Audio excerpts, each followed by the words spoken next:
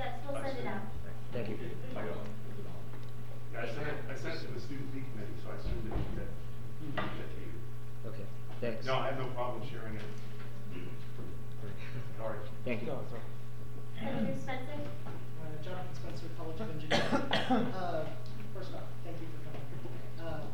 My question for you, when you were talking about what the fee for the executive and professional MBA covered, you said that it covered a study abroad experience. If they're only working 2 days, if they're only taking classes 2 days a week, I was just a little confused how they. Certainly. They So. fly to Puerto Rico for a week? Yeah. No. Actually, for those programs, there are some intensive weeks built in, and those are announced well in advance. So typically, if the employer is supporting the student, then they'll give the student time off to participate. And if they're not, that student would just have to take their vacation time. So at the beginning of the program, we have a 1-week intensive where we actually bring the students to campus so we can inoculate them. The ones that aren't already Aggies, we're going to make them Aggies. And then for the executive MBAs, we do a Washington trip, and that occurs at the end of the first year. And the professional MBAs will do an international trip that occurs at the end of their first year. And they would take vacation or get time off in their course. Thank you very much. Senator Chen? Hi, Oliver Chen, engineering. Hi. I think you talked about with executive MBA and professional MBA that people were saying our prices should be about the same as our competitors. Now I feel like it's kind of MBA program is kind of like a luxury good, if you agree with me. How come we're like half price for our on-campus MBA? That's an excellent question. I know it factors into the whole. Well, I guess it's part of it's part of our value proposition. I mean, all we're doing is charging normal Texas A&M tuition fees that any other graduate student would pay, and then in addition they pay this program fee on top of it. And the Texas A&M tuition is so low relative to the school around the peak with the overall cost of the program is very reasonable. So we're not, and we're, we don't want to gouge the students. I mean, we just want to charge enough to deliver the services that we need to provide. Very good. So where do those charges come from with other schools? Are they just like surcharges? It's a surcharge, just like we do. I mean, some of the schools have much higher tuition, even their in-state tuition is going to be much higher than A&M. So they just have a surcharge for the MBA program to cover all those extras. Senator Simon? I just have a quick question. Sure. I know you said you pay a lot to the facility, like in Houston, and if the MBA is only Friday and Saturdays, do you have any use for them for the rest of the week? Yes, there are a couple of other programs that are going to be that are planned to be offered in the evening. So we are in discussions with Department of Management to offer an evening degree in human resources. And I'm also working with College of Science on an analytics degree that we offer in the evening. So some of the other evenings, the facility will be used. We'll also use the facility to host alumni events, educational events in the Houston area, and then the time that it's not used, we're actually going to lease it out to corporate users, and that'll help offset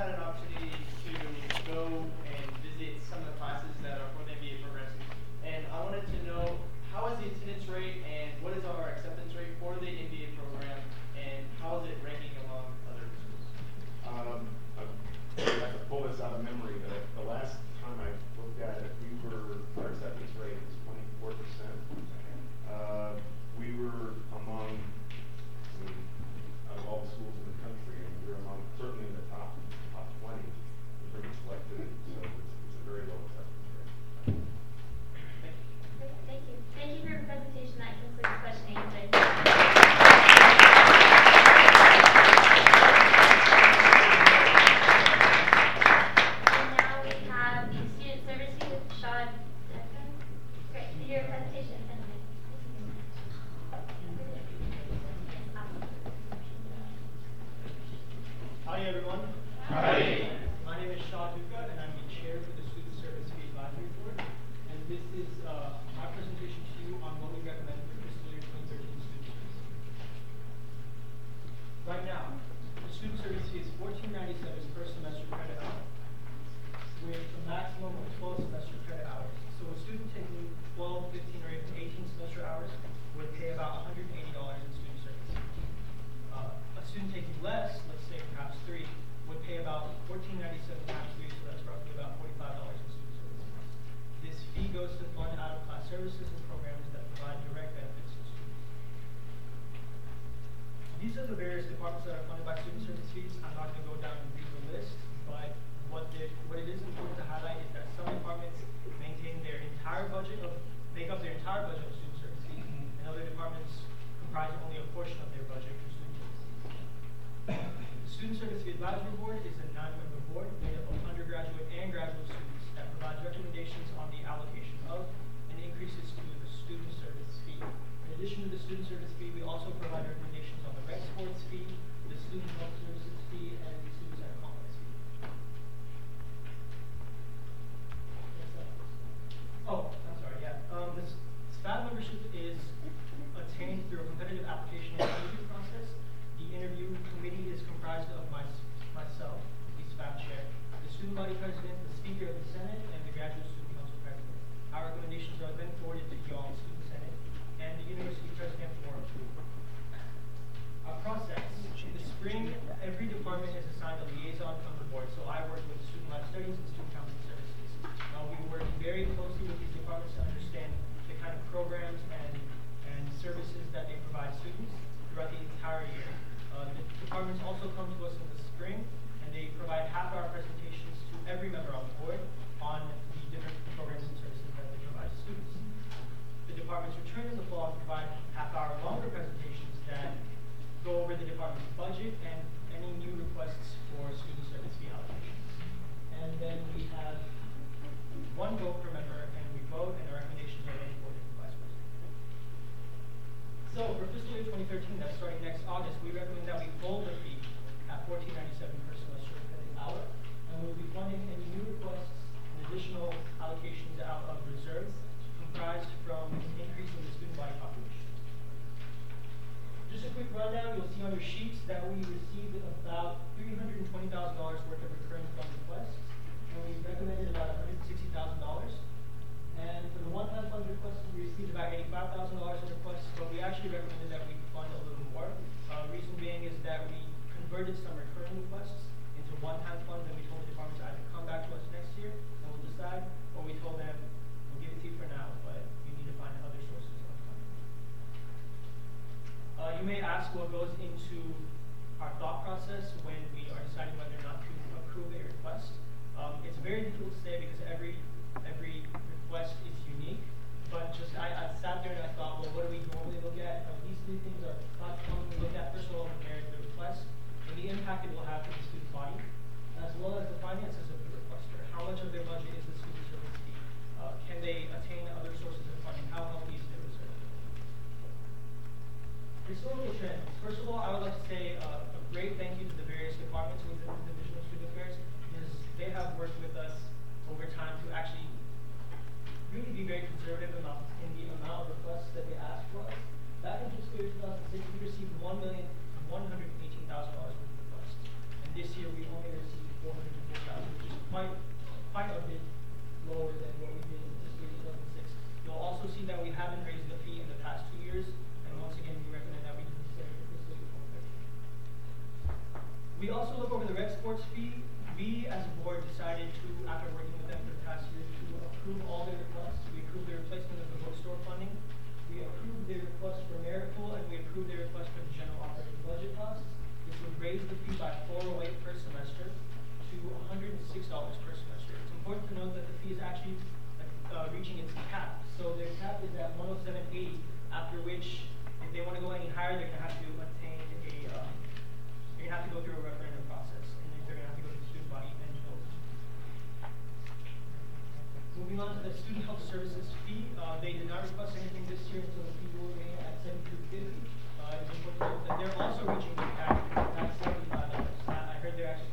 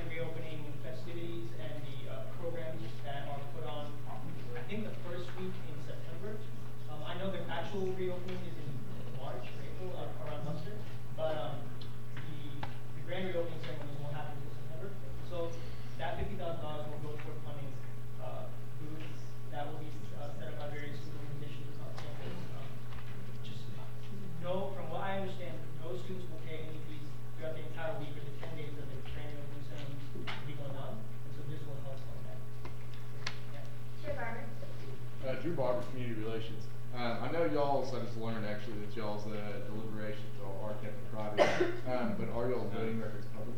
Actually, our deliberations were closed door up until we had a law passed this past summer.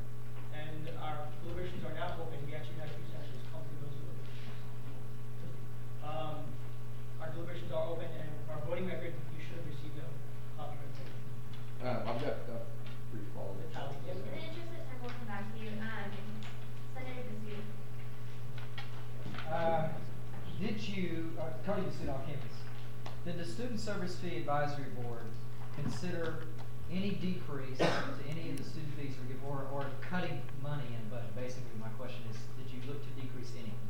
So, in regards to your question about decreasing the fee, this past August or September, all the departments actually gave up a good portion of their budget to the state mandated budget cuts. So that already right there cut a good portion of every department's budget. So for us to go in and say, let's cut even more, in the interest of decreasing the fee from $14.97 to let's say $14.50, I personally do not see where we would cut from. Most of the students, or I would say most, but a lot, maybe even half, the student service fee goes toward funding personnel.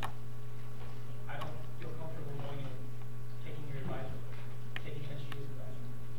But I mean, if you're trying to cut that from the departments, they've already cut that due to the state budget. That's Senator Klesik. Mark Lindley off campus. I'm asking this question probably due to my own ignorance, but there's a $100 fee for the student center complex, and 60 of that is going towards the MSC renovation. Is that going to be cut out at any point and back down to 40, or? I asked the same question myself. It's going to be a long while. Okay. Just because that $60 is going to be paying the mortgage, and not the mortgage, but the construction costs are way too big to be covered in a 4-year period. Right. That $60 is going to be for a while. Thank you. Yeah. Senator S. Brown. Think about Cortez. So you told me you're spending $60 per student per semester for an MSC thing. They have a $500,000 budget for an opening party. So I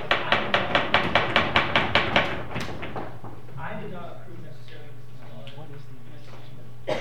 that was done 3 years ago when the actual renovation construction started. In regards to the $500,000 to have the grand reopening ceremonies, only $50,000 of that is from student funds. The rest is being attained through donors, through former students, through the association. That's just, I mean, do you not want to have a big party at MSU? Well, no, I understand the party. I don't think a $500,000 budget. When you're asking students at $60 per semester for. So $60 is just covering the actual construction and the renovation. What do you propose we do to, I mean, That up at $500,000. you're saying put it towards, Taking a little bit out of student fee money here. well, you can take that up with actual, I would say that you could take that up with the actual donors. That's the donors' money, that's their decision where to put it. I couldn't tell them you should put this for the construction. No, there is student fee. Or a personal preference. Standing up. And that was that order too, but. Yeah, it's fine. We're all out of order. We're good. With that, Chairman Ness. Hey, Chairman Ness, Student Services, I appreciate you letting me and my other committee members sit in on your meeting. It's very educational to say the least. But when we left, y'all had the personnel conversations. Can you tell us the total of increases that came from that, or just the total amount that came from that private part of it? I don't have the number calculated off the top of my head. You Not as good ballpark as math numbers. as Scott is. But I will tell you that everything that's highlighted was covered in the private section.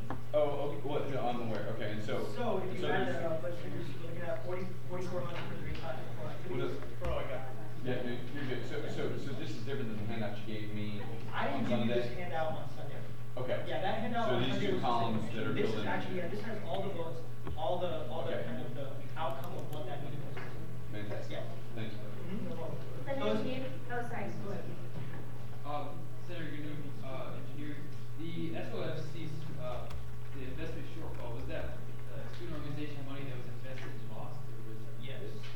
To an extent. From what I understand, on the different clubs in the, did somebody answer your question? Yeah, it's an interest rate, used to be 3.5%.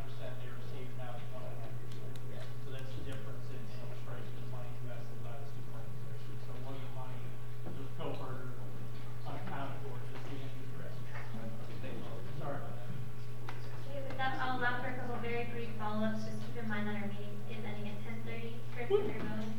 Scott Miller, College of Engineering. So my follow-up question to the $250,000 out of the bookstore, that was put into the university's or the student center complex. So why wasn't, if you're recommending an increase to the rec fee to pay for their shortfall, why aren't you also recommending an equal decrease to the university center complex fee to make up for that resource?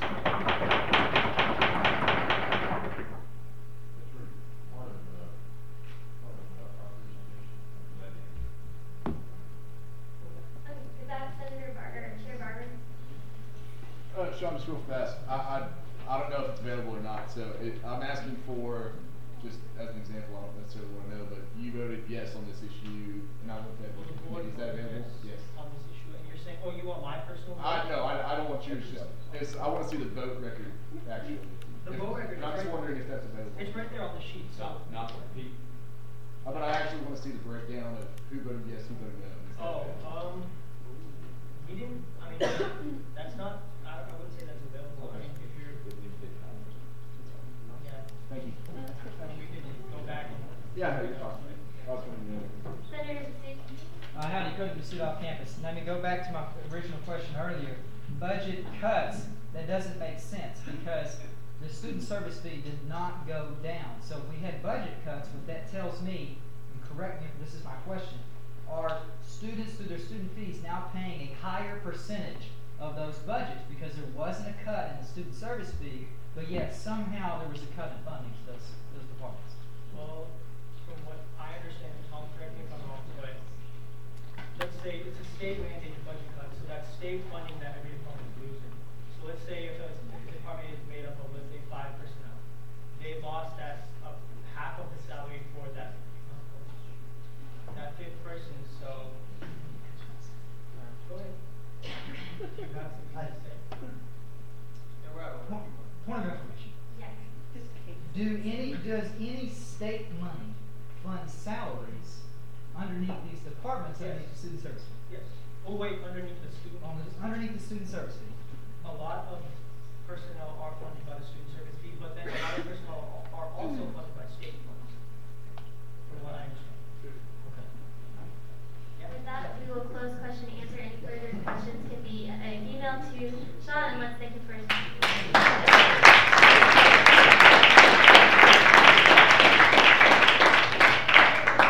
With that, our last presentation is the rec board speed with Dennis Worthington.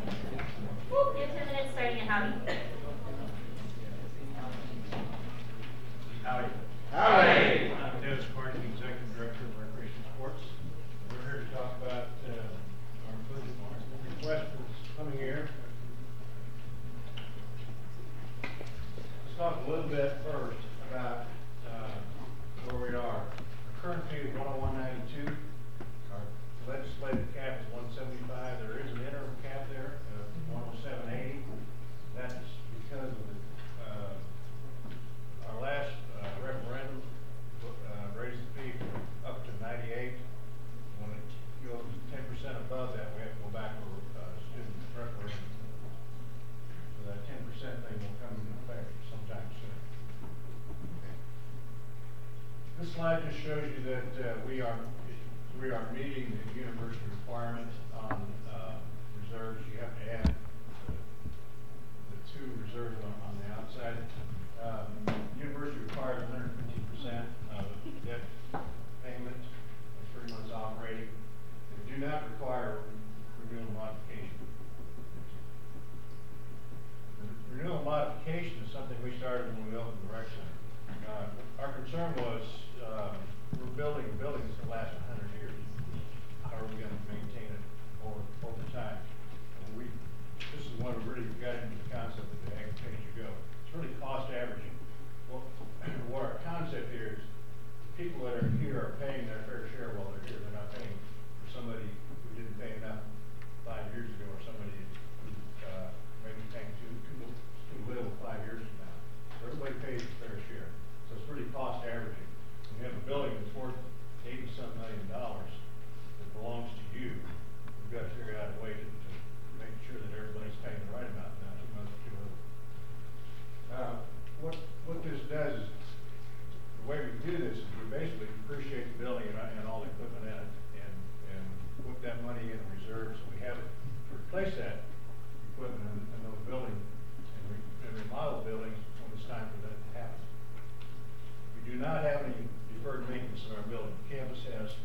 an $80 million deferred maintenance problem.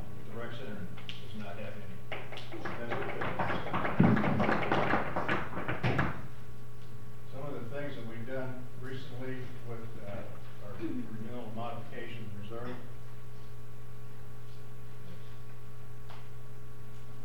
Our strategy for fiscal year 13 is to continue with our approach for incremental increases. When we went to $98, it was an increase from $78 to $98. That wasn't fair. We don't really want to get into that mode again. So we'd like to go up as costs increase. And that really follows the education go on. What we're looking for is replacing bookstore funding, 241, general operating budget increase, and then if there is a merit pool, we will have to fund it. That's what that increase is for. Bookstore funds are going to be redirected. The University Center fee is capped at $100. Their opening, their fee has been, for operations, been $40 for several years. They're opening a building that's 170,000 square feet larger than what they had when they closed it down. How are you going to pay for all those extra utilities, et cetera? So that we had to find a way to do this. The bookstore is in the MSC. It seemed to make sense that this could be the rent the bookstore pays the MSC, or the University Center for operating. The bookstore has been the primary funding account for sports clubs for the last 10 years. Prior to that, it was a student service fee. And in the sports club program, we have 35 active clubs with around 2,000 students participating.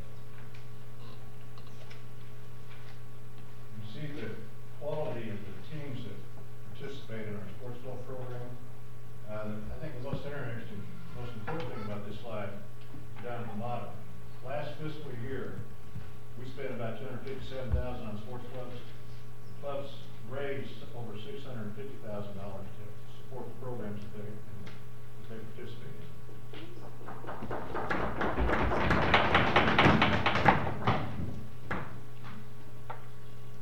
Costs are going up. Cost of living adjustment for those on Social Security, 3.5% next year. We're asking for a 3% increase in operating. We haven't had an operating budget increase for 3 years. Actually, it was 2009 was the last increase we received. We've been able to cover that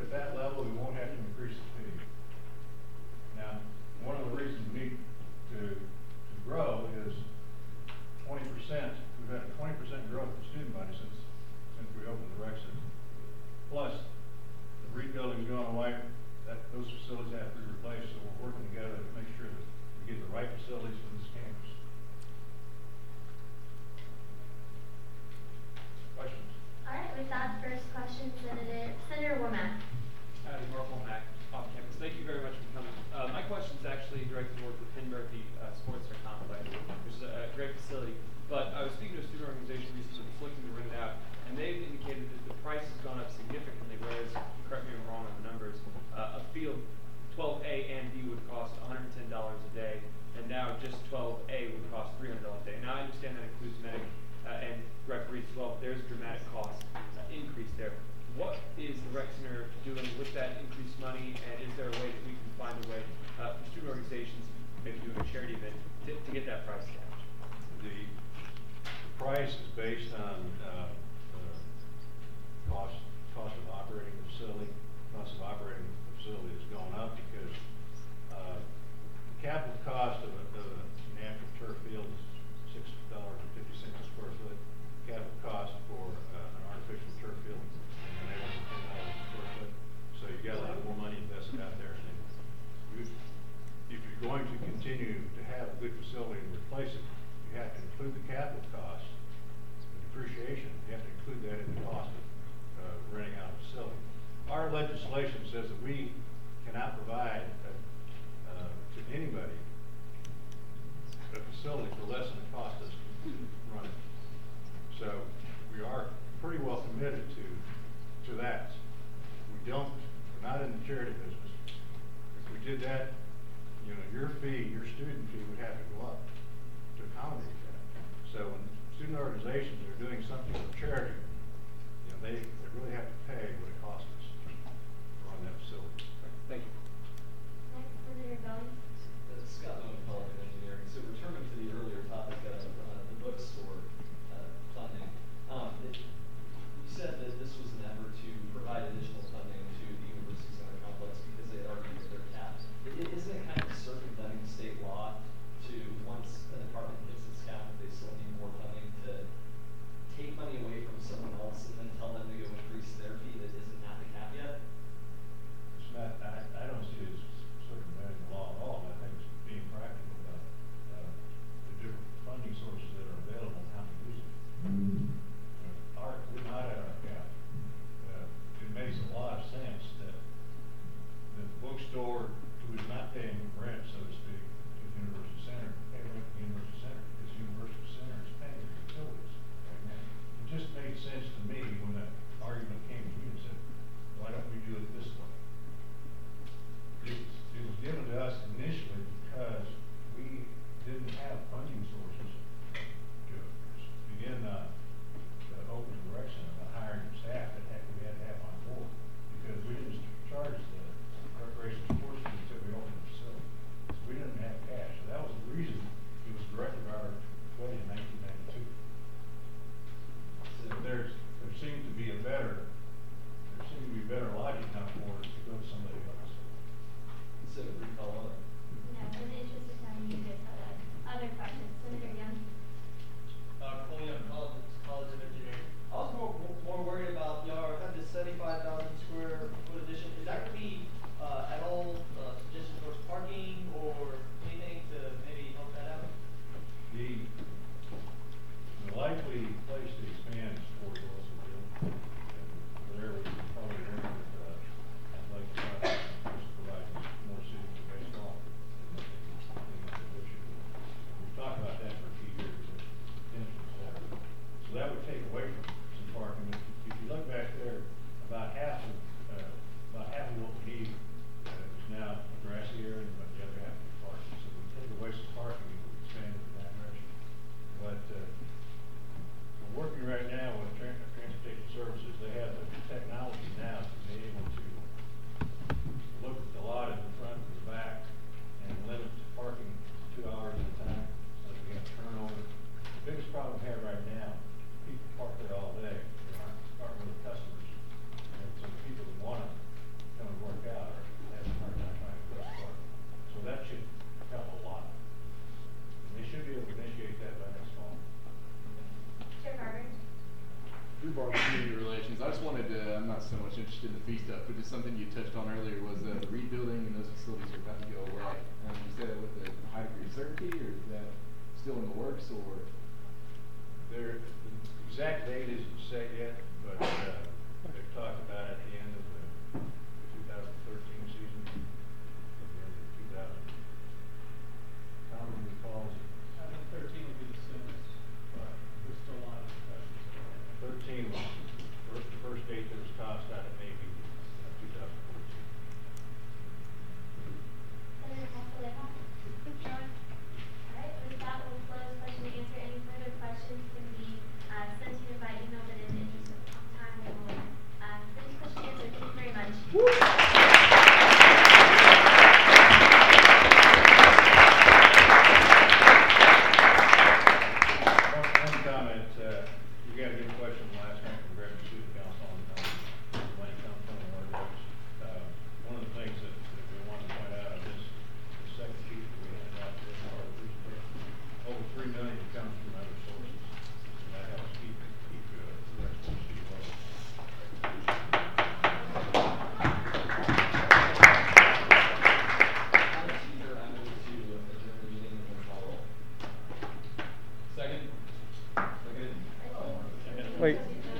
adjourn the meeting and then call roll?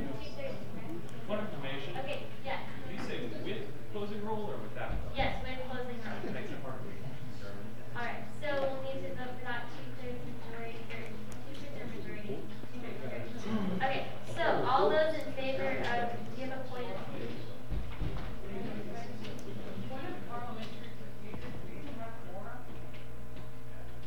Is that a call for the orders or? No, it's a call for the House. Call for the House. Is that a call for the House? Yeah. Okay, great. So this is simply just for sure. Alright, so just to let you know, on call of the House, anybody who is not inside of here is not allowed to come back in, so we could even make this the adjournment, so that if they're not here to, you know, if they're not here, then that's fine, they're not here. Okay, so, what's that? Yeah, people can go tell them to get in here, but, you know, if they're not in here, they're not allowed back in the room. I don't think that's fair.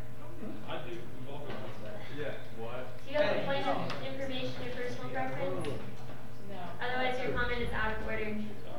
With that, we will move to closing roll. To quorum, I would remind you that if the room is not silent, then we will not be able to continue roll. Speaker Wilson, Speaker Wilson, Speaker Hathaway, Howdy. Chair Bain, howdy, Chair Smith, Howdy. Chair Barber, Howdy. Chair Niger, Howdy. Chair McNutt, howdy, Chair Harris, Chair Harris, Chair Kosar, or Senator Kosar, Senator Kosar, Senator Golden, Senator Golden, Senator Weathers, Senator Weathers, Senator Thornburg, Senator Malasa, Senator Lastavica, Senator Gonzalez, Senator Gonzalez, Senator Riley, Senator Riley, Senator Robinson, Senator S. Brown, Senator S. Brown,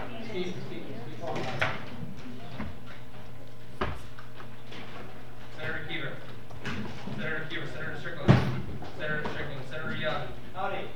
Senator Yenard, or Dan Sarah, Senator Sarah, Senator Bowen, Howdy. Senator Spencer, Howdy. Senator Brunel, Howdy. Senator Mandry, Senator Mandry, Senator Simon, Senator Simon, Senator Finn, Howdy. Senator Hutchinson, Senator Quesada, Howdy. Quesada, sorry, I apologize. Senator Pittman, Howdy.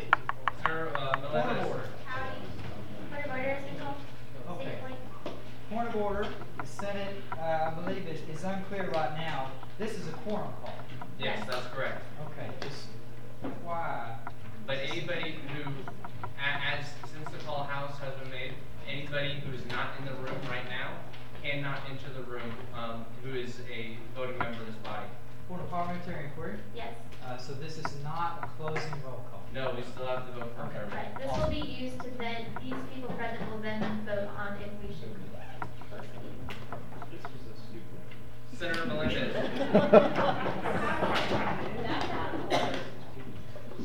Thank you. Out of order.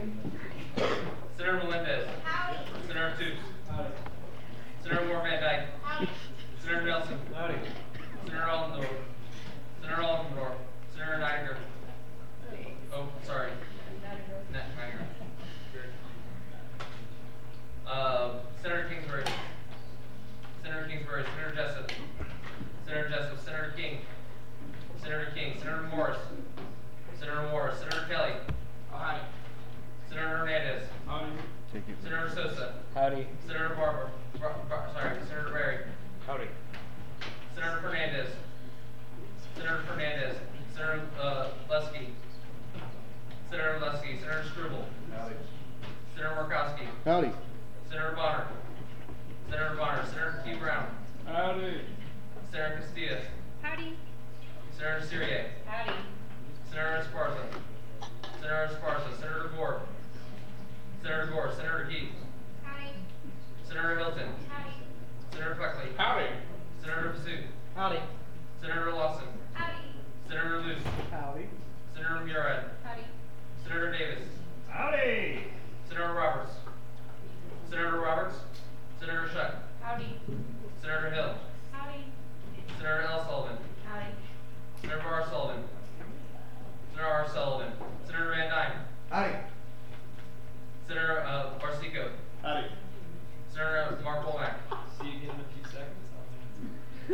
Penny Man. Senator Penny Man. Move forward. Well, with that, we will move to a vote for, is that a point? Senator Keith, was that a point? Oh, no, I'm talking. Okay, well, please remember to keep in order. With that, we will move towards a vote whether or not to close this meeting. With that, all those in favor, I will entertain a motion for a voice vote by default and clicker. So move, great. With that, all those in favor of adjourning the meeting and the. Second. It was. Okay, but great, now we know for sure. Just to remind you, that will mean we will close 8 minutes early without approving the minutes, having executive reports, announcements for committee reports. So, with that, all those in favor of adjourning the meeting early? Aye. All opposed? Nay. Division? Abstention? All those in favor of adjournment? What do you have to do? You got important stuff to say. Emails you today. No, but you're not. So sorry, I want to hear what Jeff McMahon has to say. He's very important.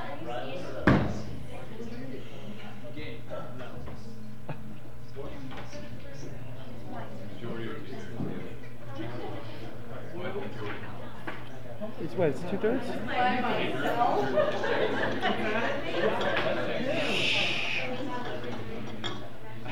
Okay, y'all can take a seat. I suppose with that, all those opposed, please stand. That's right. Okay, with that, the motion passes. This meeting is adjourned.